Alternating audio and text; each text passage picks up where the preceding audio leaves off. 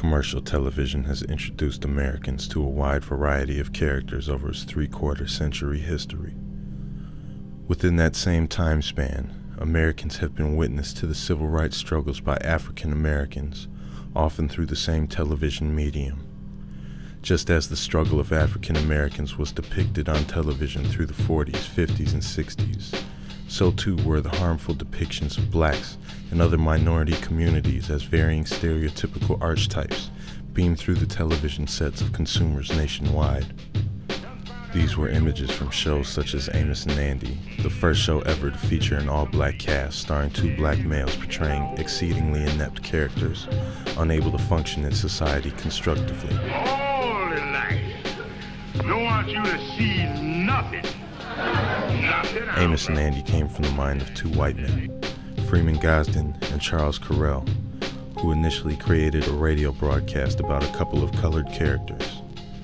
Amos and Andy was removed from the air in 1953 due to intense pressure from civil rights groups.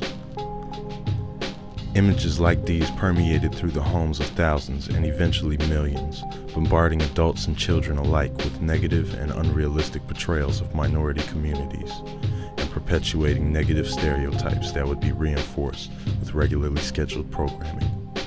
Travis Dixon, an assistant professor at the University of Michigan, wrote about the four stereotypes of African Americans in early television. The mammy. The mammy represented a good, wholesome caretaker of whites, but a mean and insensitive presence in her own family life. The coon. The coon represented black ineptness at living successfully in white society. The Tom. Stemming from the term Uncle Tom, the Tom was an apologist for slavery and constantly endearing themselves to whites. And the buck. The buck represented the violent and uncontrollable black male. Other scholars have included an additional figure relevant to these stereotypical images, the Jezebel, an innately promiscuous black female so hypersexualized she could even be portrayed as a predator. Today, the faces of ethnic minorities on television are more abundant than ever, but have the stereotypical images changed? Many say the desexualized image of the helpful mammy is only a satirical image today, yet the asexual black female is embodied by Dr. Miranda Bailey on Grey's Anatomy, while the other female characters of Grey's Anatomy display their sexuality and engage in active relationships. Dr. Bailey rarely leaves the hospital to tend to her own child, instead acting as a support for the other cast members. In the show Desperate Housewives, Betty Applewhite is the lone black female among 5 salacious housewives originally depicted. Similar to Dr. Miranda Bailey, Applewhite is also the only female character who is completely void of sexuality and instead serves as a supporting plotline as the aggressive, violent black female character from inner-city Chicago who has invaded the story's whitewashed suburb. Applewhite and her African-American sons play out various themes involving murder, rape, assault, and abduction. The Jezebel is also a prevalent image of the black female in contemporary television programming. This promiscuous and sexually aggressive character appears frequently in reality television programming like Flavor of Love, in which the black females are always portrayed as the loudest, most sexual, most aggressive individuals in the program. Though hypersexual white females are apparent as well, they are depicted as more submissive and often frightened by the aggressive nature of the African American women.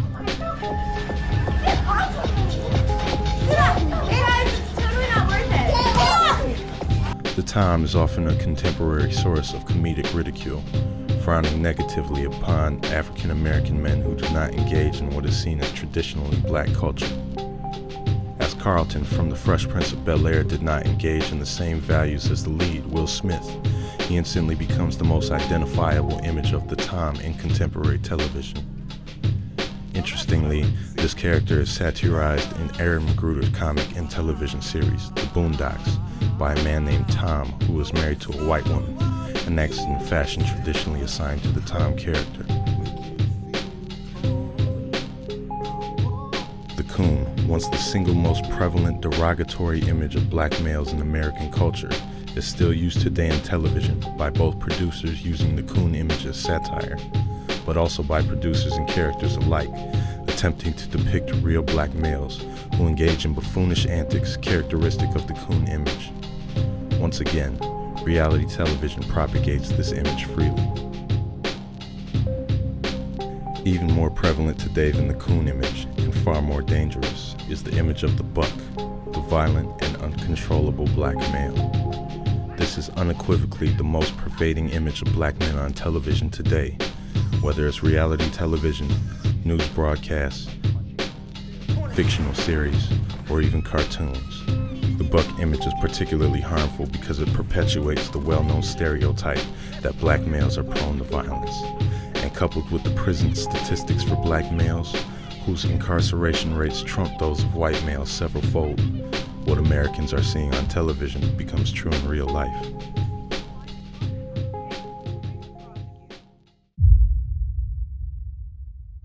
Though proven highly profitable, given its market success and relative low production cost, reality television has enjoyed the most rapid increase in popularity and saturation since MTV's The Real World. Subsequently, reality television has been adopted by broadcast networks like ABC, NBC, CBS, and Fox.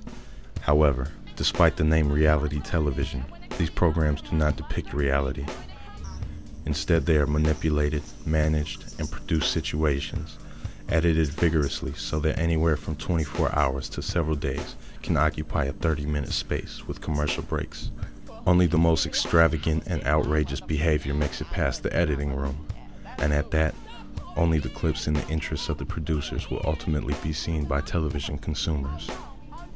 As it grows in popularity, reality television has the potential to be the most dangerous of television programming in propagating negative stereotypes because of its label as depicting reality. Consumers who do not realize consciously or subconsciously that the images that they are being fed are highly manipulated become convinced that the characters in reality programs are representative of real people, and in the case of ethnic minorities, that they represent groups of ethnic minorities. This is also true for television news broadcasts, which have been statistically shown to overwhelmingly focus on African Americans and Latinos as perpetrators of crimes. News broadcasts differ from reality television in that they are often not as manipulated to the point of outright changing stories completely. However, the manipulation in news media is in the selection of which stories are aired and how criminals are depicted. It was Monday night, 10:45 p.m. The criminal comes into the Grand Prairie McDonald's and is picked up on videotape. Look at him closely. He's a crook, and a cowardly one, too. Unsurprisingly, African Americans are also overwhelmingly depicted as the nation's poor. While African Americans make up only 29% of the nation's poor, they constitute 65% of the images of the poor on leading network news programs. This, combined with the steady trend in criminal representation, paints a broad picture of African Americans through the coon and the buck images, poor and uneducated people disposed to violence and criminal activity. The positive depiction of blacks doing positive things in their communities through uplifting stories often afforded to the white community is far disproportionate to negative stories. The two dominant forms of genre television are situational comedies and television dramas. Shows featuring ethnic minority casts playing positive lead roles have mostly been ousted to narrowcast cable and premium cable like UPN, CW, BET, and HBO. Because of this, public exposure to minorities through television is limited to either negative stereotypical images that are most popular through reality television or most available in network news broadcasts, or images are not available at all. The few positive images of ethnic minorities that do exist on television must often be sought out and are simply outweighed by the prevalence of negative images. Perhaps it is up to consumers to change these trends by demanding engaging characters and news stories that portray all ethnicities more positively. But television is a ratings-driven industry, and its controversy and negative, often stereotype-reinforcing imagery continue to bring in consumers and advertisers. These trends are likely to continue into the next eras of television, just as it had since the first.